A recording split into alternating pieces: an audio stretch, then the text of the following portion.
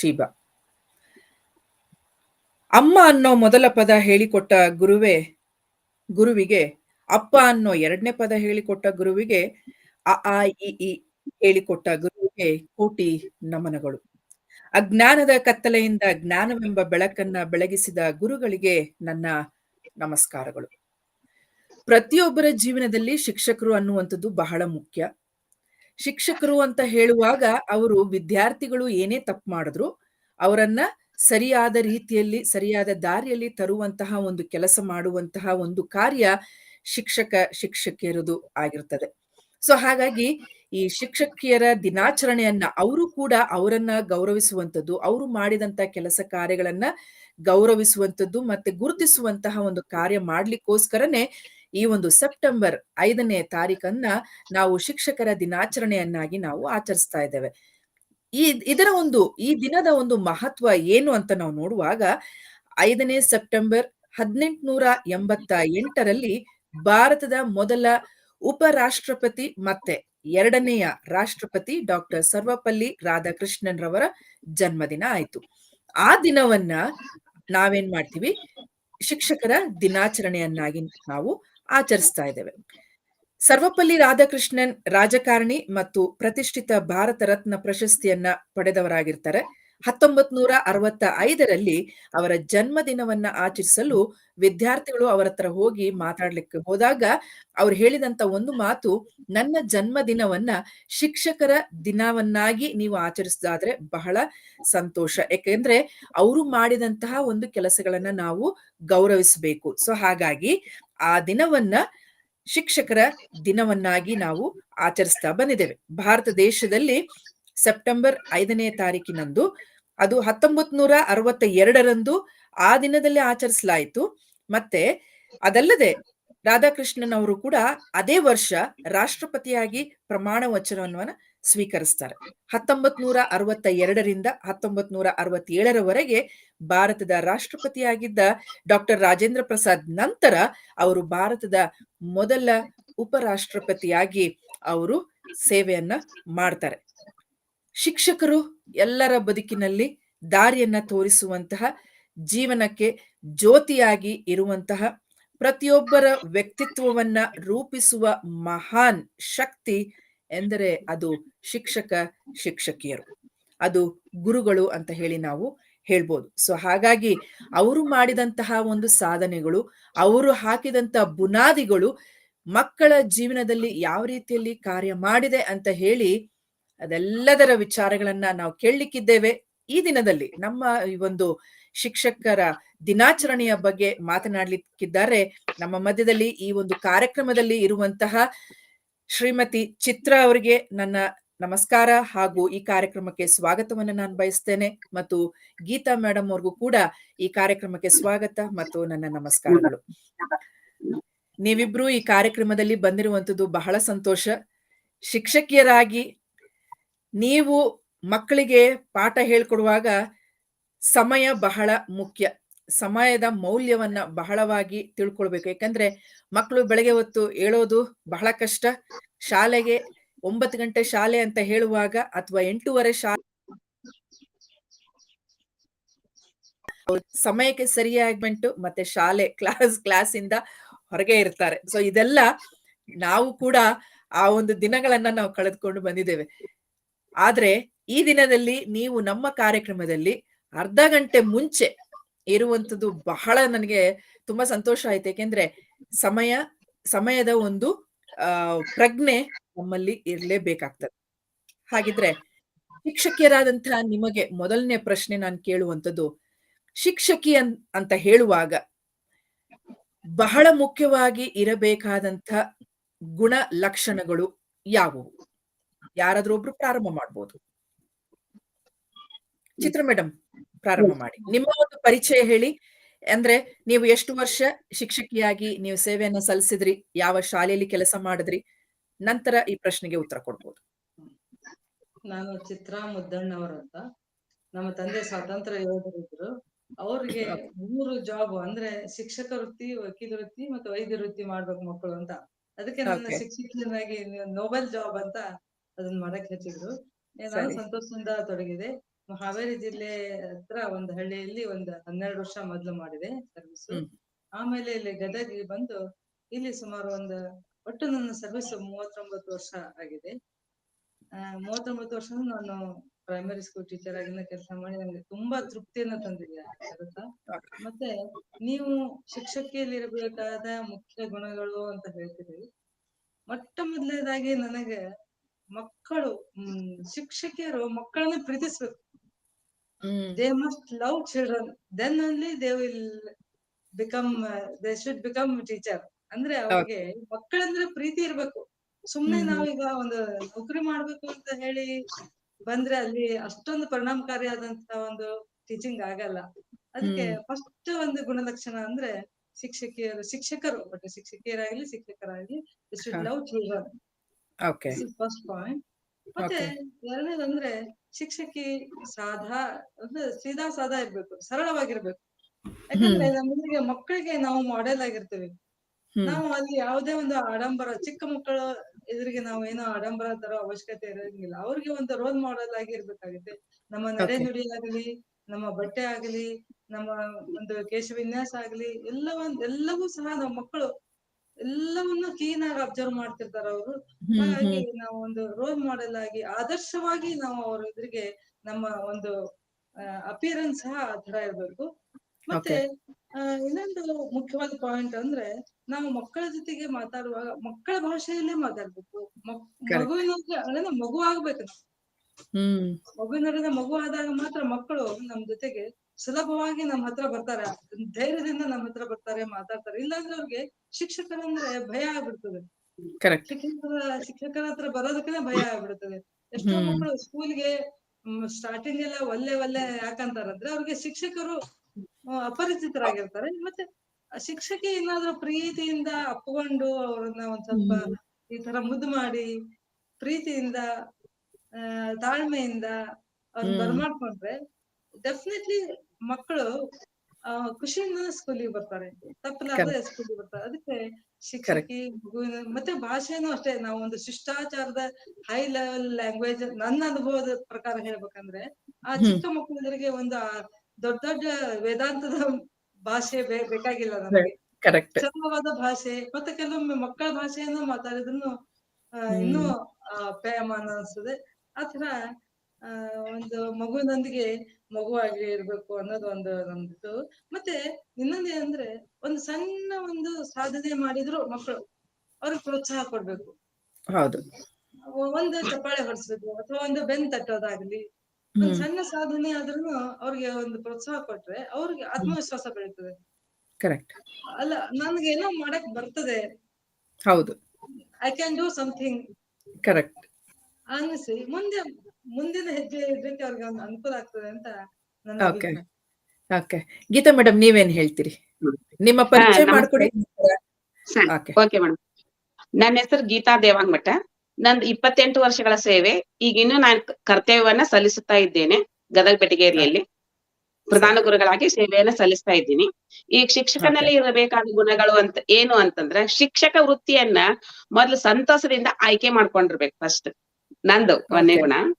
ಆಮೇಲೆ ದೃಢ ನಿರ್ಧಾರ ಇರ್ಬೇಕು, ಆತ್ಮವಿಶ್ವಾಸ ಹೊಂದಿರ್ಬೇಕು, ಪ್ರಾಮಾಣಿಕತೆಯಿಂದ ಇರ್ಬೇಕು, ಬೋಧಿಸುವ ವಿಷಯದಲ್ಲಿ ಮಗುವಿಗೆ ಕುತೂಹಲಕಾರಿ ವಿಷಯಗಳನ್ನ ಹೇಳ್ಬೇಕು ನಾವು. ಆ ಮಗು ಇನ್ನು ಏನಾದ್ರೂ ಟೀಚರ್ ಏನ್ ಬೋಧಿಸ್ತಾರೋ, ಇನ್ನು ಕೆಲವೊಂದ್ ಕ್ವಶನ್ಗಳನ್ನ ಕೇಳಬಹುದಲ್ಲ, ಆ ಕ್ವಶನ್ಗಳನ್ನ ಆನ್ಸರ್ ಹೇಳ್ಬೇಕು ಅನ್ನೋ ಕೌತುಕತೆ ಮಕ್ಕಳಲ್ಲಿ ಇರ್ಬೇಕು. ಯಾವತ್ತೂ ಶಿಕ್ಷಕ ಧನಾತ್ಮಕ ಚಿಂತನೆಯಿಂದ ಕೂಡಿರ್ಬೇಕು. ಯಾವ್ದೋ ಒಂದು ವಿಷಯ, ಎಕ್ಸಾಂಪಲ್ ಚಿತ್ರಕಲೆ ತೆಗೆದುಕೊಂಡ್ ಬಂದ ಅಂತಂದ್ರ, ಪರಿಸರ ಅಧ್ಯಯನದಲ್ಲಿ ಯಾವ್ದಾದ್ರು ನಾವು ಪ್ರಯೋಗ ಮಾಡಿ ಆ ಚಿತ್ರ ಬಿಡ್ಸ್ಕೊಂಡ್ ಬಾ ಅಂತಂದ್ರ ಅವ್ನಿಗೆ ನಾವು ಪ್ರೋತ್ಸಾಹಿಸ್ಬೇಕು. ಅದು ಪ್ರೋತ್ಸಾಹಿಸಿ ಇದು ಹೀಗಲ್ಲ, ಹೀಗ್ ಮಾಡಿದ್ರೆ ಇನ್ನೂ ಚಂದ ಆಗಿರುತ್ತೆ ಅಂತ ನಾವ್ ಹೇಳಿದ್ವಿ ಅಂದ್ರೆ ಆ ಮಗು ಏನ್ ಮಾಡ್ತೈತಿ, ಅರ್ಥೈಸ್ಕೊಂತೈತಿ. ಅದೇ ರೀತಿ ವಾಕ್ಯಗಳನ್ನ ರಚನೆ ಮಾಡೋದಾಗ್ಲಿ, ಶಬ್ದಗಳನ್ನೇ ಹೇಳೋದ್ರಾಗ್ಲಿ, ಈ ರೀತಿ ನಾವ್ ಮಗುವಿಗೆ 10 ಔಟ್ ಆಫ್ 10 ಬಿದ್ರೆ ಬಹಳ ಖುಷಿ ಪಡ್ತಾನ. ಅದ ಈಗ ಬ್ರಿಲಿಯಂಟ್ ಸ್ಟೂಡೆಂಟ್ 10 ಆಫ್ 10 ತಗೊಂಡ್ವಿ ಅಂದ್ರೆ ಆಮೇಲೆ ಆ ಮಕ್ಕಳಿಗೂ ಸಹಿತ ನಾವೇನ್ ಮಾಡ್ಬೇಕು, ಸಹನೆ, ತಾಳ್ಮೆ ಇಂದ ನಾವ್ ಶಿಕ್ಷಕ ಕೂಡಿದ್ವಿ ಅಂತಂದ್ರ ಎಲ್ಲಾ ಮಕ್ಕಳನ್ನು ನಾವೇನ್ ಮಾಡ್ಬೋದು, ಸರ್ವತೋಮುಖ ಬೆಳವಣಿಗೆ ಆಗ್ಲಿಕ್ಕೆ ಸಾಧ್ಯ ಆಗತ್ತ. ಇನ್ನೊಂದ್ ಗುಣಗಳ ಏನಂತಂದ್ರ, ಶಿಕ್ಷಕನಲ್ಲಿ ಯಾವತ್ಲೂ ಕುತೂಹಲ ವಿಷಯಗಳು ಇರ್ಬೇಕು. ದಿನನಿತ್ಯ ಆ ಮಗು ಬಂದ್ಕೊಂಡು ಗುಡ್ ಮಾರ್ನಿಂಗ್ ಟೀಚರ್ ಅಂತ ಹೇಳ್ತಾರಲ್ಲ, ಇನ್ನೂ ನಮ್ಗೆ ಇವತ್ತ ಶಿಕ್ಷಕರು ಯಾವ ಹೊಸ ಪಾಠವನ್ನ ಹೇಳ್ತಾರ, ಯಾವ ರೀತಿ ಪ್ರಯೋಗಗಳನ್ನ ಮಾಡಿಸ್ತಾರ, ನಾನ್ ಯಾವ ರೀತಿ ಪ್ರಯೋಗಗಳನ್ನ ಮಾಡ್ಕೊಂಬಂದೆ, ನನ್ ಮನೆ ಕೆಲಸ ಸರಿ ಐತಿ ಏನಿಲ್ಲ, ಅದನ್ನ ಆ ಟೀಚರ್ ಹೆಂಗ್ ಮಾಡ್ತಾರೆ ಅಂತ ಮಕ್ಕಳಲ್ಲೂ ಆಸಕ್ತಿ ಇರ್ಬೇಕು, ಶಿಕ್ಷಕನಲ್ಲೂ ಆಸಕ್ತಿ ಇರ್ಬೇಕು. ಅಂದಾಗ ಮಾತ್ರ ಇದು ಮಗುವಿನ ಸರ್ವತೋಮುಖ ಅಭಿವೃದ್ಧಿ ಸಾಧ್ಯ ಅಂತ ಹೇಳ್ತೀನಿ. ಇನ್ನೊಂದ್ ಏನಿರ್ಬೇಕಂದ್ರೆ ಫಸ್ಟ್ ನಮ್ಮಲ್ಲಿ ಸಮಯ ಪ್ರಜ್ಞೆ, ನೀವ್ ಅದನ್ನ ನನಗೆ ಹೇಳಿದ್ರಿ, ಸಮಯ ಪ್ರಜ್ಞೆ ನಮ್ಮಲ್ಲಿ ಇತ್ತು ಅಂತಂದ್ರೆ ಆ ಮಕ್ಕಳು ಸಹಿತ ನಮ್ಮನ್ನ ಏನ್ ಮಾಡ್ತಾವು, ಫಾಲೋ ಮಾಡ್ತಾವ್. ಆಮೇಲೆ ನಮ್ಮ ಸಹೋದರಿಯಾದ ಚಿತ್ರಾ ಮೇಡಮ್ ಹೇಳಿದ್ರು, ಮಕ್ಕಳನ್ನ ಪ್ರೋತ್ಸಾಹಿಸ್ಬೇಕು, ನಾವು ಸರಳತೆಯಿಂದ ಇರ್ಬೇಕು, ನಮ್ಮನ್ನ ಇದು ನಾವ ರೋಲ್ ಮಾಡೆಲ್ ಆಗಿರ್ಬೇಕು, ಮಕ್ಳು ನಮ್ನೆಲ್ಲ ಅಬ್ಸರ್ವ್ ಮಾಡ್ತಾರ ಅಂತ ಹೇಳಿ ಅದನ್ನ ನನ್ಗೆ ಕಂಡು ಬಹಳ ಸಂತೋಷ ಅನ್ಸುತ್ತೆ. ಖರೆ ಅಂದ್ರೆ ನಾವೆಲ್ಲ ಟೀಚರ್ಸ್ ರೋಲ್ ಮಾಡೆಲ್, ಮಕ್ಕಳಿಗೆ ನಾವೇನಾಗಿರ್ಬೇಕು, ಮಾದರಿ ಆಗಿರ್ಬೇಕು, ಸರಳತೆಯಿಂದ ಕೂಡಿರ್ಬೇಕು. ಆಮೇಲೆ ದೃಢ ನಿರ್ಧಾರವನ್ನ ಹೊಂದಿರ್ಬೇಕು. ಯಾವ್ದಾ ಸಮಸ್ಯೆ ಬಂದ್ರೆ ಇದಕ್ ಇದೇ ಸರಿ ಉತ್ತರ ಅಂತ ಹೇಳಿ ನಮ್ಮ ಮನಸ್ಸಲ್ಲೂ ದೃಢ ನಿರ್ಧಾರ ಇತ್ತು ಅಂತಂದ್ರೆ ಆ ಮಗುನು ಏನ್ ಮಾಡ್ತೈತಿ, ಶಿಕ್ಷಕನ ಹಾಗೆ ನಾನು ಕಲಿಬೇಕು ಅನ್ನೋ ಉತ್ಸಾಹನು ಅವನಿಗೆ ಬರುತ್ತೆ, ಆತ್ಮವಿಶ್ವಾಸನು ಅವನಲ್ಲಿ ಬರುತ್ತೆ. ಆತ್ಮವಿಶ್ವಾಸ ಇಂಥವೆಲ್ಲ ಸಮಯ ಪ್ರಜ್ಞೆ, ಕರ್ತವ್ಯ ನಿಷ್ಠೆ ಅವನ್ನೆಲ್ಲ ಬೆಳೆಸ್ಬೇಕಂದ್ರೆ ಮೌಲ್ಯಯುತ ಶಿಕ್ಷಣವನ್ನ, ಸಂಸ್ಕಾರಯುತ ಶಿಕ್ಷಣವನ್ನ ನಾವ್ ಮಕ್ಕಳಿಗೆ ಕೊಡ್ತಿದ್ದೇ ಆತಂದ್ರೆ ಆ ಮಗು ಏನಾಗ್ತದೆ, ಮುಂದೆ ಸಮಾಜದಲ್ಲಿ ಒಳ್ಳೆ ಸತ್ಪ್ರಜೆಯಾಗಿ ಬಾಳ್ಲಿಕ್ಕೆ ಚಲೋ ಆಗತ್ತ. ರಾಷ್ಟ್ರ ನಿರ್ಮಾಪಕರನ್ನ ಮಾಡೋರು ನಾವು ಮಕ್ಕಳು ನಾವ್ ಮಾಡಿದ್ವಿ. ಈಗ ನಾವ್ ಪಾಠದಲ್ಲಿ ವಿಷಯವನ್ನ ಹೇಳಿ ಅಂಕಗಳಿಗಷ್ಟೇ ನಾವು ಸೀಮಿತ ಆಗ್ಬಾರ್ದು ಶಿಕ್ಷಕ. ಆ ಮಗುವಿನಲ್ಲಿ ಜೀವನದ ಮೌಲ್ಯವನ್ನ ಬೆಳೆಸುವಂತ ಗುಣ ಆ ಶಿಕ್ಷಕನಲ್ಲಿ ಇರಬೇಕು ಅಂತ ಹೇಳಿ ನನ್ನ ಅಭಿಪ್ರಾಯ. ಬಹಳ ಉತ್ತಮವಾದ ರೀತಿಯಲ್ಲಿ ನೀವಿಬ್ರು ಹೇಳಿದ್ರಿ. ಯಾಕೆಂದ್ರೆ ನಿಮ್ಮ ಎಕ್ಸ್ಪೀರಿಯನ್ಸ್, ಚಿತ್ರಾ ಮೇಡಮ್ ಅವರು 39 ವರ್ಷ ಮಕ್ಕಳ ಮಧ್ಯದಲ್ಲಿ ಸೇವೆಯನ್ನ ಮಾಡುವಂಥದ್ದು ಅದು ಬಹಳ ಕಷ್ಟಕರ ಅಂತ ನಾನು ಹೇಳ್ತೀನಿ. ಯಾಕಂದ್ರೆ ನಾನು ಬರೇ 1-2 ವರ್ಷ ನಾನು ಕೆಲಸ ಮಾಡಿ, ಶಿಕ್ಷಕಿಯಾಗಿ ಕೆಲಸ ಮಾಡಿ, ಆ 1-2 ವರ್ಷ ನನಗೆ ಯಾವ ರೀತಿಯಲ್ಲಿ ಇತ್ತು ಅಂತ ಹೇಳಿದ್ರೆ, ಯಾಕಂದ್ರೆ ಮಕ್ಕಳನ್ನ ಹ್ಯಾಂಡಲ್ ಮಾಡುವಂಥದ್ದು, ಅವರನ್ನ ನೀವ್ ಹೇಳ್ದಂಗೆ ನಮ್ಗೆ ಸಹನೆ ಅನ್ನುವಂಥದ್ದು ಇರ್ಬೇಕು, ತಾಳ್ಮೆ ಅಂತ ಬೇಕು, ಪ್ರೀತಿ ಇರ್ಬೇಕು, ಮಕ್ಕಳ ಭಾಷೆಯಲ್ಲೇ ಅವರಿಗೆ ನಾವು ಮಾತಾಡ್ಬೇಕು. ಅದು ಬಹಳ ಕಷ್ಟ. ಯಾಕಂದ್ರೆ ಒಂದು ವಿದ್ಯಾರ್ಥಿ ಇನ್ನೊಂದು ವಿದ್ಯಾರ್ಥಿ ತರ ಇರ್ಲಿಕ್ಕೆ ಸಾಧ್ಯತೆನೇ ಇಲ್ಲ. ಈಗ 10 ವಿದ್ಯಾರ್ಥಿಗಳನ್ನ ನಾವು ತಗೊಂಡ್ಕೊಂಡ್ರೆ ಅಲ್ಲಿ 10 ಜನ ಒಂದೇ ರೀತಿಯಲ್ಲಿ ಇರ್ಲಿಕ್ಕೆ ಸಾಧ್ಯನೇ ಇಲ್ಲ ಮೇಡಮ್, ಅಲ್ವಾ? ಏನ್ ಹೇಳ್ತೀರಿ ನೀವು? ಯಾಕೆ ನೀವು ಒಂದು ಸೆಕ್ಷನ್ ಅಲ್ಲಿ ಕನಿಷ್ಠ ಪಕ್ಷ 60 ಜನ ಇರ್ತಾರ? ಸರಿ, ಓಕೆ. ಇವಾಗ ನಾವು ಶಾಲೆಯಲ್ಲಿ ಓದುವಾಗ 60 ಜನ ಒಂದು ಸೆಕ್ಷನ್ ಅಲ್ಲಿ, 60 ಜನ, 55ರಿಂದ 60, ಅದಕ್ಕಿಂತ ಕಮ್ಮಿ ಇರ್ತಾನೆ ಇರ್ಲಿಲ್ಲ. ಸೊ ಈ ರೀತಿಯಲ್ಲಿ ಈ ಒಂದು 60 ಜನನ್ನ ಮೇಂಟೈನ್ ಮಾಡುವಂತಹ ವ್ಯಕ್ತಿ, ಅದು ಒಂದೇ ವ್ಯಕ್ತಿ, ಅದು ಶಿಕ್ಷಕರು ಮಾತ್ರ, ಅಲ್ವಾ? ಸೊ ಹಾಗಾಗಿ ನಿಮ್ಮ ಒಂದು ಗುಣಲಕ್ಷಣಗಳನ್ನ ನೀವು ಹೇಳಿದ್ರಿ. ಯಾವ ರೀತಿಯಲ್ಲಿ ಶಿಕ್ಷಕರಲ್ಲಿ ಇರಬೇಕಾದಂತ ಒಂದು ಗುಣ, ಪ್ರೀತಿ, ಮತ್ತೆ ತಾಳ್ಮೆ, ಸಮಯ ಪ್ರಜ್ಞೆ, ಮತ್ತೆ ಮಕ್ಕಳಲ್ಲಿ ಪ್ರೋತ್ಸಾಹವನ್ನ ತರುವಂತಹ ಒಂದು ಗುಣವನ್ನು ಕೂಡ ನಾವು ಹೊಂದ್ಕೊಂಡಿರ್ಬೇಕು. ಅವ್ರು ಏನೇ ಮಾಡ್ಲಿ, ಅದು ಚೆನ್ನಾಗಿಲ್ಲ ಅಂದ್ರೂ ಕೂಡ ಅವ್ರನ್ನ ಯಾವ ರೀತಿಯಲ್ಲಿ ಹೇಳ್ಬೇಕು ಅನ್ನುವಂಥದ್ದು ಕೂಡ ಅದು ಬಹಳ ಮುಖ್ಯ. ನಾವು ಒಬ್ಬನನ್ನ ಎಲ್ಲಾರ ಮುಂದೆ ತುಂಬಾ ವೀಕ್ ಆಗಿ ಇರುವಂತಹ ಒಬ್ಬ ವಿದ್ಯಾರ್ಥಿಯನ್ನ ನಾವು ತುಂಬಾ ಕೀಳಾಗಿ ನೋಡಿ ಇನ್ನೊಬ್ಬ ವಿದ್ಯಾರ್ಥಿ ಮುಂದೆ ಹೇಳುವಾಗ ಆತನಿಗೆ ಬಹಳ ನೋವಾಗ್ತದೆ. ಸೊ ಈ ರೀತಿಯಾದಂತ ಒಂದು ಎಕ್ಸ್ಪೀರಿಯನ್ಸ್ ನಿಮ್ಮ ಲೈಫ್ ಅಲ್ಲಿ ಏನಾದ್ರೂ ಆಗಿದ್ಯಾ? ನಿಮ್ಮ ಒಂದು ಕೆಲಸದ ಸಮಯದಲ್ಲಿ ಈ ರೀತಿಯಾದಂತ ಒಂದು ಎಕ್ಸ್ಪೀರಿಯನ್ಸ್ ನೀವು ಮಾಡ್ಕೊಂಡಿದ್ದೀರಾ ಮೇಡಮ್ ಅವರೇ? ಅಂದ್ರೆ ತುಂಬಾ ಬ್ರಿಲಿಯಂಟ್ ಆಗಿರುವಂತಹ ವಿದ್ಯಾರ್ಥಿ ಒಂದ್ ಕಡೆ, ಏನೂ ಗೊತ್ತಿಲ್ಲದೆ ಇರುವಂತಹ ಒಬ್ಬ ವಿದ್ಯಾರ್ಥಿ. ಸೊ ಇವ್ರಿಬ್ರನ್ನ ನೀವ್ ಯಾವ ರೀತಿಯಲ್ಲಿ ನೀವು ಹ್ಯಾಂಡಲ್ ಮಾಡಿದಿರಿ? ಒಂದು ಕ್ಲಾಸ್ ನಲ್ಲಿ 3 ತರದ ವಿದ್ಯಾರ್ಥಿಗಳು ಇರ್ತಾರೆ. ಕರೆಕ್ಟ್. ತೀರಾ ಬ್ರಿಲಿಯಂಟ್ ಹೌದು. ಒಂದು ಗುಂಪು ಇರುತ್ತೆ, ಮೀಡಿಯಂ ಇರ್ತಾರೆ, ಬಹಳ ಮಂದಿ ಮೀಡಿಯಂ ಇರ್ತಾರೆ, ಮತ್ತೆ ಕೆಲವರು ಲೋ ಇರ್ತಾರೆ. ಹೌದು. ಅವಾಗ ನಾವ್ ಏನ್ ಮಾಡ್ಬೇಕಾಗ್ತದೆ ಅಂದ್ರೆ, ತುಂಬಾ ಬ್ರಿಲಿಯಂಟ್ ಮಕ್ಕಳ ಹೆಲ್ಪ್ ತಗೋಬೇಕಾಗತ್ತೆ. ಅವ್ರಿಗೆ ನಾವು ಡೈರೆಕ್ಟ್ ಟೀಚಿಂಗ್ ಮಾಡೋದು ಅಷ್ಟೊಂದೇನು ಅವ್ರಿಗೆ ನಮ್ಮ ಹೆಲ್ಪ್ ಬಹಳ ಬೇಕಾಗಿರಂಗಿಲ್ಲ. ಸ್ವಲ್ಪ ನಾವೇನ ಹೇಳ್ಬಿಟ್ಟು ತಿಳ್ಕೊಂಡ್ಬಿಡ್ಬೇಕು. ನಾವು ಅವ್ರ ಹೆಲ್ಪ್ ತಗೊಂಡು ಮೀಡಿಯಂ ಹುಡುಗರ ಜೊತೆಗೆ ಅವ್ರನ್ನ ಟ್ಯಾಗ್ ಮಾಡ್ಬೇಕು. ಅಂದ್ರೆ ಅವ್ರ ಜೊತೆಗೆ ಅವ್ರು ಏನೋ ಬರಿತಾ ಇದಾರೇನೋ, ಓದ್ತಾ ಇದಾರೇನೋ, ಸರಿಯಾಗಿ ಓದ್ತಾ ಇದಾರೇನೋ, ಬಟ್ ಯಾವ ಚಟುವಟಿಕೆ ಇರ್ತೈತಿ ಅವ್ರ ಜೊತೆಗೆ ಟ್ಯಾಗ್ ಮಾಡ್ಬೇಕು. ಮತ್ತೆ ಸ್ವಲ್ಪ ಕಲಿಕೆಯಲ್ಲಿ ನಿಧಾನಗತಿ ಇರ್ತಾರಲ್ಲ, ನಾವು ಅವ್ರಿಗೆ ದಡ್ರು ಅನ್ಬಾರ್ದು ದಯವಿಟ್ಟು. ಯಾವ ಮಕ್ಕಳನ್ನ ನಾವು ದಡ್ರು ಅಂತ ಅವ್ರಿಗೆ ಆತರ ಆ ಪದವನ್ನೇ ಬಳಸಬಾರ್ದು. ನೀ ದಡ್ಡ ಇದ್ದಿ ಅಂತಂದು ಕರೆಕ್ಟ್. ನಿನ್ಗೆ ಸ್ವಲ್ಪ ತೊಂದರೆ ಆಗ್ತಾ ಇದೆ ಬರೆಯೋದು, ನಿಧಾನ ಆಗ್ತಾ ಇದೆ. ಸೊ ಆ ಹ್ಮ್. ನಿಧಾನ ಕಲಿಕೆಯ ಮಕ್ಕಳನ್ನ ನಮ್ ಕಡೆ ತಗೊಂಡು ಹ್ಮ್, ನಮ್ದೊಂದು ಹ್ಮ್. ಗ್ರೂಪ್ನಲ್ಲಿ ಇಟ್ಕೊಂಡು ನಾವು ಟೀಚರ್ಸ್ ಫುಲ್ ಕಾನ್ಸಂಟ್ರೇಟ್ ಮಾಡಿ ಆ ಮಕ್ಕಳನ್ನ ನಾವು ಮತ್ತೆ ಆ ನಿಧಾನಗತಿ ಮಕ್ಕಳನ್ನ ನಾವು ಹ್ಯಾಂಡಲ್ ಮಾಡೋದು ತುಂಬಾ ಕಷ್ಟ. ಯಾಕಂದ್ರೆ ತುಂಬಾ ತಾಳ್ಮೆ ಬೇಕಾಗುತ್ತೆ. ಹೌದು. ಜೊತೆಗೆ ನಾವು ಬೇರೆ 2 ಗುಂಪುಗಳನ್ನ ನೋಡ್ಬೇಕಾಗ್ತಿರ್ತದೆ. ಆದ್ರೆ ನಮ್ಮ ಹೆಚ್ಚಿನ ಸಮಯವನ್ನು ನಿಧಾನಗತಿಯ ಮಕ್ಕಳನ್ನ ಮತ್ತೆ ನಿಧಾನಗತಿಯ ಮಕ್ಕಳನ್ನ ಸ್ವಲ್ಪ ಫ್ರಂಟ್ ತಗೋಬೇಕಾಗ್ತದೆ. ಹ್ಮ್. ಮೊದ್ಲೆಲ್ಲ ನಾವು ಕಲಿಯೋ ಮುಂದೆಲ್ಲ ಜಾಣ ಮಕ್ಳು ಮುಂದೆ ಕುತ್ಕೊಂಡ್ಬಿಡ್ತಿದ್ರು. ನಾವು ಕಲಿಯೋ ಮುಂದ ಈಗ 30-40 ವರ್ಷ ಹೌದು, ಹೌದು, ಹೌದು. ಕರೆಕ್ಟ್. ಮುಗಿಲ್ಲ. ಅದು ಕರೆಕ್ಟ್. ಮತ್ತೆ ಹೌದು. ಈಗದು ಸರಿ ಅನ್ಸಲ್ಲ. ನನ್ನ ಹಾ. ಅನುಭವದ ಪ್ರಕಾರ ಅಂದ್ರೆ ಹ್ಮ್. ನಿಧಾನಗತಿಯ ಮಕ್ಕಳನ್ನೇ ನಾವು ಮುಂದೆ ತಗೋಬೇಕು. ಹ್ಮ್. ಆಮೇಲೆ ಅವ್ರನ್ನೇ ಹೆಚ್ಚು ನಮ್ಮ ಎಲ್ಲಾ ಚಟುವಟಿಕೆಗಳಲ್ಲಿ ಅವಾಗ ಜಾಣರಷ್ಟೇ ಎದ್ದು ಉತ್ತರ ಹೇಳೋದು, ಜಾಣರಷ್ಟೇ ಮುಂದೆ ಬಂದು ಏನೋ ಒಂದು ಚಟುವಟಿಕೆ ಮಾಡೋದು. ಇಲ್ಲ, ಹ್ಮ್. ಈಗ ಎಲ್ಲಾ ಮಕ್ಕಳನ್ನು ನಮ್ಮ ಚಟುವಟಿಕೆಯಲ್ಲಿ ಭಾಗವಹಿಸುವಂಗ್ ಮಾಡ್ಬೇಕು. ಅದರಲ್ಲಿ ಮುಖ್ಯವಾಗಿ ನಿಧಾನಗತಿಯ ಮಕ್ಕಳೇ ಹೆಚ್ಚಿಗೆ ಹ್ಮ್. ಭಾಗವಹಿಸುವಂಗ ನಮ್ಮ ಟೀಚರ್ಸ್ ಒಂದು ಕಾನ್ಸಂಟ್ರೇಷನ್ಗೆ ಇರ್ಬೇಕು. ಮತ್ತೆ ಹಂಗಂತ ಜಾಣ ಮಕ್ಕಳಿಗೆ ನಿರಾಶೆ ಆಗುತ್ತಲ್ಲ, ಅವ್ರಿಗೇನು ಹ್ಮ್. ಸ್ಕೂಲಿಗೆ ಹೌದು. ಬಂದು ಸ್ಕೂಲಿಗೆ ಹೌದು. ಬಂದು ಅವ್ರೇನ್ ಕಲ್ತ್ರು ಅಂತ. ಅದಕ್ಕೆ ಹ. ಅವ್ರಿಗೆ ಸ್ವಲ್ಪ ಚಾಲೆಂಜಿಂಗ್ ಕೊಡ್ಬೇಕು.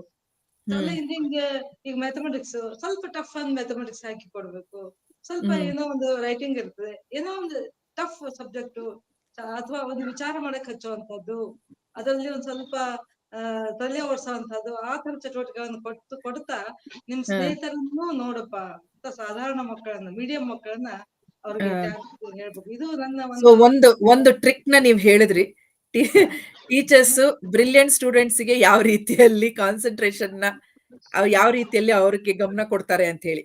ಓಕೆ. ಹೌದು ಹೌದು ಇದು ಒಂದು ಹೌದು ಟ್ರಿಕ್. ಯಾಕಂದ್ರೆ ಇದು ತಪ್ಪು ಅಂತ ನನ್ಗೇನ್ ಅನ್ಸಲ್ಲ. ಯಾಕಂದ್ರೆ ಆ ಮಕ್ಕಳಿಗೆ ಗೊತ್ತಿರುತ್ತೆ.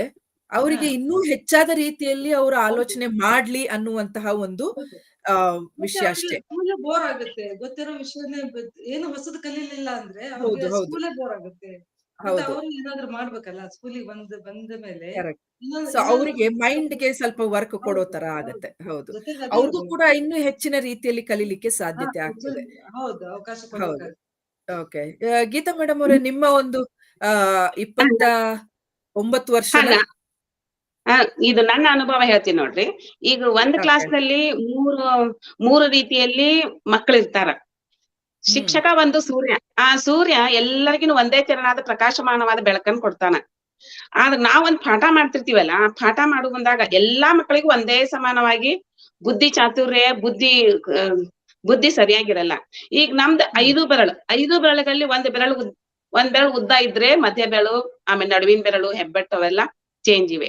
ಆದ್ರೆ ನಾವು ತೀಕ್ಷ್ಣ ಮತಿಯುಳ್ಳ ಮಕ್ಕಳಿಗೆ ನಾವು ಪಾಠವನ್ನ ಮಾಡ್ತೀವಲ್ಲ, ಪಾಠ ಹ್ಮ್. ಆದ್ಮೇಲೆ ಆ ಮಕ್ಕಳಿಗೆ ನಡು ಕ್ವಶನ್ಸ್ ಗಳನ್ನ ಮಾಡುವಾಗ ಕ್ವಶನ್ಸ್ ಗಳನ್ನ ನೀ ತಯಾರು ಮಾಡುವಂತ ಹೇಳ್ಬೇಕು ನಾವು. ಆಮೇಲೆ ನಾವು ಹ್ಮ್. ನಿಧಾನಗತಿಯ ಮಕ್ಕಳಿಗೆ, ಮಧ್ಯಮ ರೀತಿಯ ಮಕ್ಕಳಿಗೆ ಅವ್ರಿಗೆ ನಾವು ಪಾಠ ತಿಳಿತೋ ಏನಿಲ್ಲ, ತಿಳಿಲಿಲ್ಲ ಅಂತಂದ್ರ, ಈಗ ನಾವೊಂದು ಎಕ್ಸಾಂಪಲ್ ಕೊಡ್ತೇನ್ರಿ ಮೇಡಮ್. ವಿಜಯನಗರದ ಸ್ಥಾಪನೆ 1336. ವಿಜಯನಗರದ ಓಕೆ. ಸ್ಥಾಪಕರು ಹಕ್ಕ ಬುಕ್ಕರು. ಓಕೆ. ಹಕ್ಕ ಬುಕ್ಕರ ಗುರುಗಳು ವಿದ್ಯಾರಣ್ಯ. 3 ಸೆಂಟೆನ್ಸ್ ಸರಿ. ಅನ್ನ ನಾ ಹೇಳ್ತೀನಿ. ಹ್ಮ್. ನಿಧಾನಗತಿ ಮಕ್ಕಳಿಗೆ, ಆಮೇಲೆ ಮಧ್ಯಮ ರೀತಿಯ ಮಕ್ಕಳಿಗೆ. ಅದ ನಾ ಪ್ರಶ್ನೆಯನ್ನ ಕೇಳ್ತೀನಿ. ಹ್ಮ್.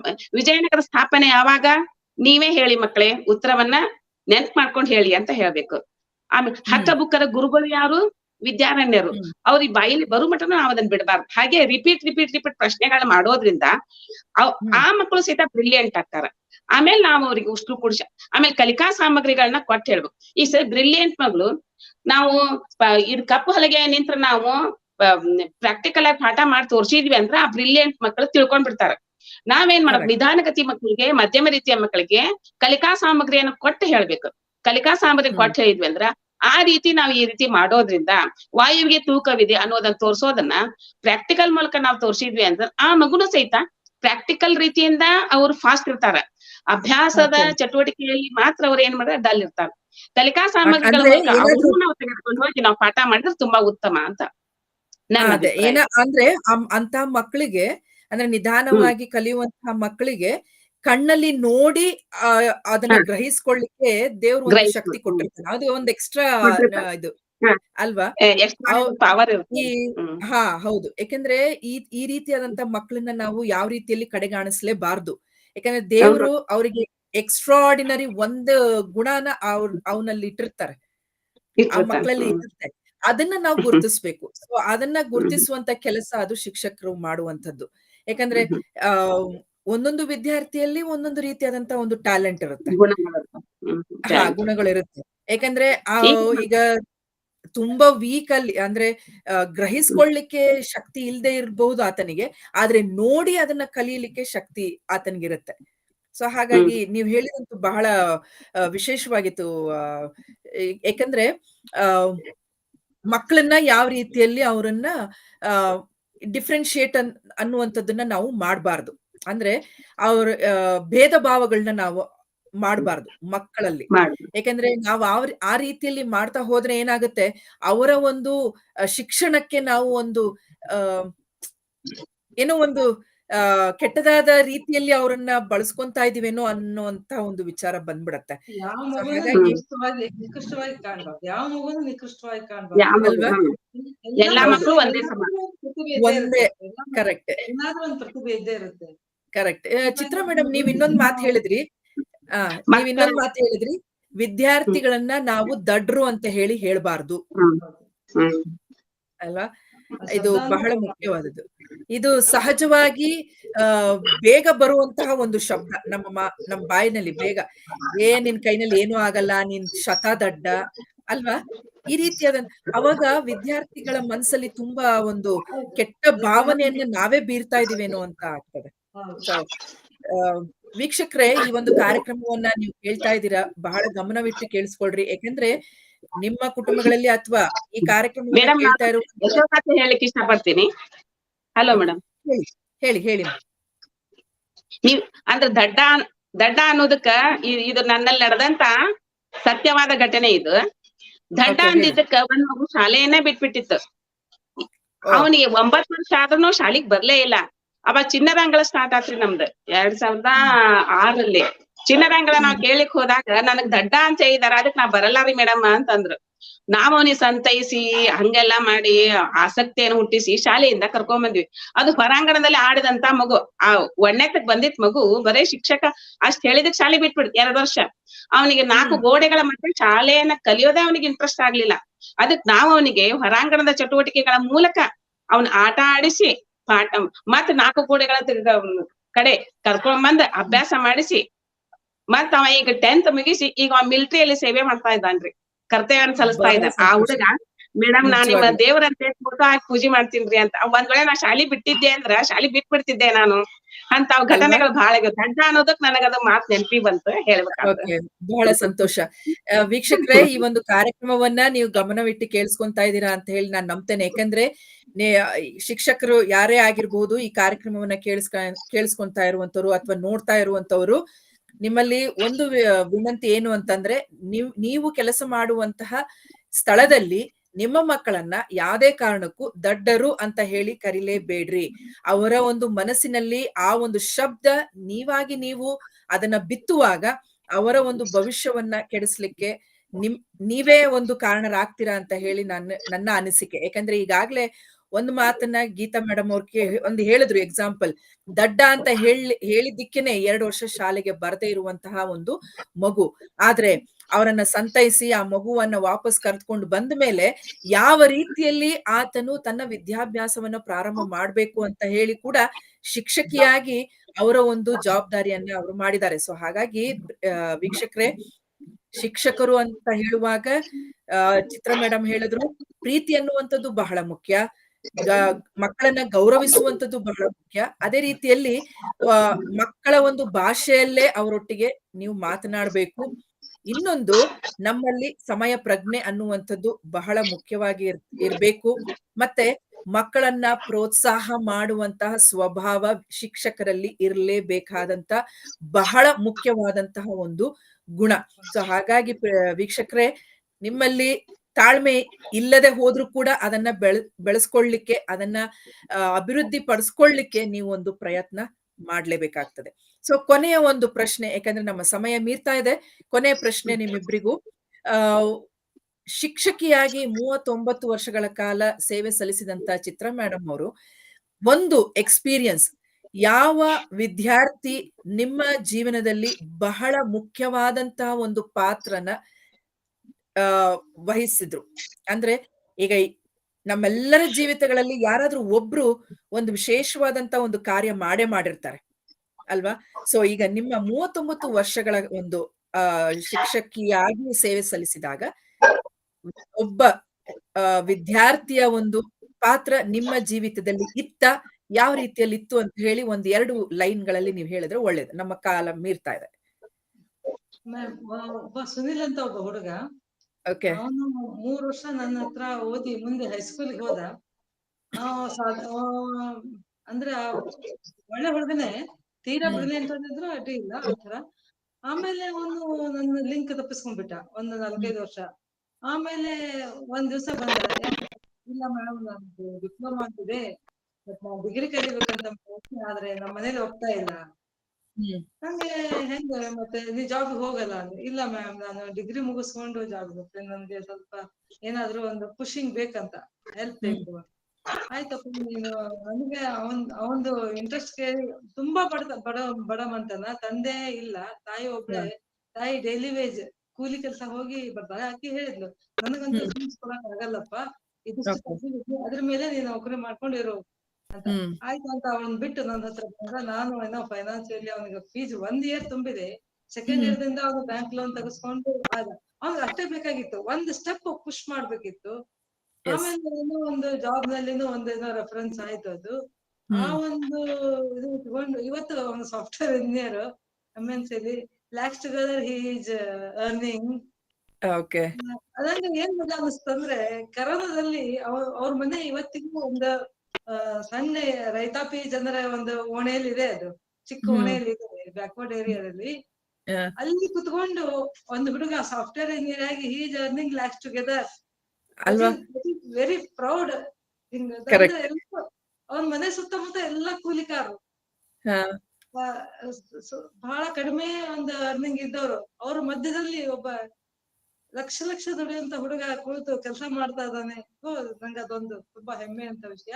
ಇಂತ ಅನೇಕ ವಿದ್ಯಾರ್ಥಿಗಳಾಗಿದ್ದಾರೆ ನಮ್ಮ ಒಂದು ಅವಧಿಯಲ್ಲಿ. ಒಂದು ಮೇನ್ ಎಕ್ಸಾಂಪಲ್. ಅದನ್ನ ನಾವು ನೆನಪಿಸ್ಕೊಂಡಾಗ ಬಹಳ ಸಂತೋಷ ಆಗ್ತದಲ್ಲ ಮೇಡಮ್? ಅಂದ್ರೆ ಅವ್ರು ಬಂದು ನಮ್ಮ ಹತ್ರ ಆ ಒಂದು ಬಡ ಓಣೆಯಲ್ಲಿ, ಬ್ಯಾಕ್ವರ್ಡ್ ಓಣೆಯಲ್ಲಿ ಕುತ್ಕೊಂಡು ಅವ್ರು ಇವತ್ತಿಗೂ ಒಂದು ಲ್ಯಾಪ್ಟಾಪ್ ಇಟ್ಕೊಂಡು ಆ ತರ ಕೆಲಸ ಮಾಡ್ತಾನಲ್ಲ. ಸೊ ಅಷ್ಟು ಮಂದಿಯಿಂದ ಒಂದು ಎದ್ದು ಬಂದಂಗಾಗಿದೆ ಅವನು ಕೆಲಸದಿಂದ. ಕಮಲ ಎದ್ದು ಬಂದು ಒಂದು ಸಾಧನೆಯನ್ನ ಮಾಡಿದ್ದು ನಿಜವಾಗಿ ನನಗೊಂದು ಹೆಮ್ಮೆ ತರುವಂತ ವಿಷಯ. ಹೌದು, ನೀವು ಆ ದಿನದಲ್ಲಿ ಕೊಟ್ಟಂತಹ ಒಂದು ಪ್ರೋತ್ಸಾಹ, ಒಂದು ಒಳ್ಳೆಯ ಮಾತು ಅಷ್ಟೇ. ಅವತ್ತಿನ ದಿನ ನೀವ್ ಹೇಳ್ಬೋದಾಗಿತ್ತು, ನಿನ್ ಕೈನಲ್ಲಿ ಏನಾಗತ್ತೆ ಅಲ್ವಾ? ನಿನ್ಗೆ ಹಣ ಇಲ್ಲ, ಏನ್ ಮಾಡ್ತೀಯಾ ನೀನ್, ಅದಕ್ಕೆ ಕೆಲಸ ಮಾಡ್ಲಿಕ್ಕೆ ಆಗೋದಿಲ್ಲ, ಓದ್ಲಿಕ್ಕೆ ಆಗೋದಿಲ್ಲ ಅಂತ ನೀವ್ ಹೇಳ್ಬೋದಿತ್ತು. ಆದ್ರೆ ನಿಮ್ಮ ಒಂದು ಪ್ರೋತ್ಸಾಹದ ಮಾತು, ಪ್ರೀತಿಯ ಮಾತು, ಯಾಕಂದ್ರೆ ನೀವು ಸ್ಟಾರ್ಟಿಂಗ್ ಅಲ್ಲೇ ಹೇಳಿದ್ರಿ, ಪ್ರೀತಿ ಅನ್ನುವಂಥದ್ದು ಬಹಳ ಮುಖ್ಯ. ಶಿಕ್ಷಕರಾಗಿ ನಮ್ಮ ಒಂದು ವಿಶೇಷವಾದಂತ ಗುಣ ಅದು ಪ್ರೀತಿ. ಅವರನ್ನ, ಮಕ್ಕಳನ್ನ ಪ್ರೀತಿ ಮಾಡುವಂತಹ ಒಂದು ಗುಣ ಇರ್ಬೇಕು ಅಂತ ಹೇಳಿ. ಒಂದೇ ಸಂಖ್ಯೆ ಹೇಳ್ತೀನಿ. ಯಾವತ್ತಾದ್ರೂ ಪರ್ಸನಲ್ ಕೆಲ್ಸಕ್ಕೆ ಲೀವ್ ಹಾಕ್ಬೇಕಂತ ವಿಚಾರ ಮಾಡಿದಾಗ ನನಗೆ ಈ ಸೈಡ್ ಸ್ಕೂಲಲ್ಲಿ ನನ್ನ ಮಕ್ಕಳಿಗೆ ಇವತ್ತೊಂದ್ ದಿವಸ ಅವ್ರದ್ದು ಎಜುಕೇಶನ್ಗೆ ತೊಂದ್ರೆ ಆಗತ್ತಲ್ಲ, ಮೊದ್ಲೇ ಪ್ರೀ ಪ್ಲಾನ್ ಇದ್ರೆ ಮತ್ತೆ ಹೇಳ್ ಬರ್ತಿದ್ದೆ ನಾನು ಹೋಗ್ತೀನಿ ಅಂತಲ್ಲ. ಬಟ್ ಒಂದ್ ಸ್ವಲ್ಪ ಎಲ್ಲ ವರ್ಕ್ ಎಲ್ಲ ಕೊಟ್ಟು, ಅಂದ್ರೆ ಮಕ್ಕಳು ಸ್ಕೂಲಿಗೆ ಸುಮ್ನೆ ಹೋಗ್ಬಾರ್ದು, ಸಮಥಿಂಗ್. ಕರೆಕ್ಟ್. ನಂಗೆ ಒಂದಿನ ಸ್ಕೂಲಿಗೆ ರಜೆ ಹಾಕಿದ್ರೆ ಅಯ್ಯೋ ನನ್ ಮಕ್ಕಳಿಗೆ ಏನೋ ನಾನು ಲಾಸ್ ಮಾಡ್ತಾ ಇದ್ದೇನೋ, ಅಷ್ಟು ನನ್ಗೆ ಮಕ್ಕಳೊಂದಿಗೆ ಒಂದು ಅವಿನಾಭಾವ ಸಂಬಂಧ ಬೆಳೆದು ಬಿಟ್ಟಿತ್ತು. ಅದೇ ನನ್ನನ್ನ ಉದ್ದಕ್ಕೂ ಸರ್ವಿಸ್ ಮಾಡುವಂತಹ ಪ್ರೋತ್ಸಾಹವನ್ನು ಕೊಡ್ತು. ಕರೆಕ್ಟ್. ಗೀತಾ ಮೇಡಮ್, ನೀವು ಒಂದೆರಡು ಮಾತುಗಳನ್ನ ನೀವು ಹೇಳಿದ್ರೆ ನಮ್ಮ ಸಮಯ ಮುಗಿತಾ ಇದೆ. ಸೊ ಹಾಗಾಗಿ ನಿಮ್ಮ ಒಂದು ಎಕ್ಸ್ಪೀರಿಯನ್ಸ್ ಏನಾದ್ರು ಹೇಳಲಿಕ್ಕೆ ಇಷ್ಟಪಡ್ತೀರಾ ಗೀತಾ ಮೇಡಮ್? ಓಕೆ, ಅವರು ಕನೆಕ್ಷನ್ ಅಲ್ಲಿ ಇಲ್ಲ ಅಂತ ಅನ್ಕೊಂತೀನಿ. ಸೊ ಹಾಗಾಗಿ ವೀಕ್ಷಕರೇ, ಈ ಒಂದು ಕಾರ್ಯಕ್ರಮ ನಿಮಗೆ ಅನೇಕ ಮಾಹಿತಿ ತಂದಿದೆ ಅಂತ ನಾನು ಅನ್ಕೊಂತೀನಿ. 39 ವರ್ಷ ಶಿಕ್ಷಕಿಯಾಗಿ ಸೇವೆ ಸಲ್ಲಿಸಿದಂತಹ ಚಿತ್ರಾ ಮೇಡಮ್ ಅವರು, ಮತ್ತೆ 23 ವರ್ಷ ಗೀತಾ ಮೇಡಮ್ ಅವರು ಸಹ ಶಿಕ್ಷಕಿಯಾಗಿ ಈಗಲೂ ಕೂಡ ಸೇವೆ ಸಲ್ಲಿಸ್ತಾ ಇದ್ದಾರೆ. ಇವರಿಬ್ರು ಕೂಡ ಸರ್ಕಾರಿ ಪ್ರಾಥಮಿಕ ಶಾಲೆ ಗದಗ್ ಜಿಲ್ಲೆಯಲ್ಲಿ ಇರುವಂತಹ ಒಂದು ಶಾಲೆಯಲ್ಲಿ ಶಿಕ್ಷಕರಾಗಿ ಕೆಲಸ ಮಾಡಿದಂತಹ ವ್ಯಕ್ತಿಗಳು. ಗೀತಾ ಮೇಡಮ್ ಅವರು ಕೂಡ ಈಗಲೂ ಕೂಡ ಆ ಒಂದು ಶಾಲೆಯಲ್ಲಿ ಸೇವೆಯನ್ನ ಸಲ್ಲಿಸ್ತಾ ಇದ್ದಾರೆ. ಇವರ ಒಂದು ಅಭಿಪ್ರಾಯಗಳು ಮತ್ತು ಅವರ ಒಂದು ಸೇವಾ ಕಾರ್ಯದಲ್ಲಿ ಆದಂತಹ ಎಲ್ಲ ಅನುಭವಗಳನ್ನ ನಿಮ್ಮಲ್ಲಿ ಹಂಚಿಕೊಟ್ಟಿದ್ದಾರೆ. ಹಾಗಾಗಿ ಈ ಒಂದು ಕಾರ್ಯಕ್ರಮದ ನಮ್ಮ ಒಂದು ಫೀಬಾ ಆನ್ಲೈನ್ ಕನ್ನಡ ನೇರ ಪ್ರಸಾರದ ಕಾರ್ಯಕ್ರಮದ ಪರವಾಗಿ ಅವರನ್ನ ನಾನು ಧನ್ಯವಾದಗಳನ್ನ ನಾನು ಹೇಳ್ತೇನೆ. ಬಹಳ ಸಂತೋಷ ಮೇಡಮ್, ನಿಮ್ಮ ಒಂದು ಮಾತುಗಳಿಂದ ನಮ್ಮ ವೀಕ್ಷಕರಿಗೆ ನೀವು ಪ್ರೋತ್ಸಾಹ ಕೊಟ್ಟಿದ್ದೀರಿ. ಅದಕ್ಕಾಗಿ ನಿಮಗೆ ಧನ್ಯವಾದಗಳು. ವೀಕ್ಷಕರೇ, ಮುಂದಿನ ವಾರ ಮತ್ತೊಂದು ಹೊಸ ಕಾರ್ಯಕ್ರಮದೊಂದಿಗೆ ನಿಮ್ಮ ಭೇಟಿ. ಅಲ್ಲಿವರೆಗೂ ನಿಮ್ಮೆಲ್ಲರನ್ನ ಒಳ್ಳೆ ಆರೋಗ್ಯ ಬಲದಿಂದ ದೇವ್ರು ನಿಮ್ಮನ್ನ ಕಾಪಾಡ್ಲಿ ಅಂತ ಹೇಳಿ ನಮ್ಮ ಪ್ರಾರ್ಥನೆ. ಮತ್ತೆ ನಿಮ್ಗೇನಾದ್ರೂ ಪ್ರಶ್ನೆಗಳಿದ್ರೆ ನಮ್ಗೆ ನೀವು ಕರೆ ಮಾಡ್ಬೋದು. ನಮ್ಮ ದೂರವಾಣಿ ಸಂಖ್ಯೆಯನ್ನ ನೀವು ಬರ್ದಿಟ್ಕೊಳ್ಳಿ, 9902606453. ಮತ್ತೊಮ್ಮೆ ಹೇಳ್ತಾನೆ, 9902606453. ಈ ಕಾರ್ಯಕ್ರಮದಿಂದ ನಿಮಗೆ ಅನೇಕ ಮಾಹಿತಿ ನಿಮಗೆ ಸಿಕ್ಕಿದೆ ಅಂತ ನಾನು ನಂಬ್ತೇನೆ. ನಮಸ್ಕಾರ.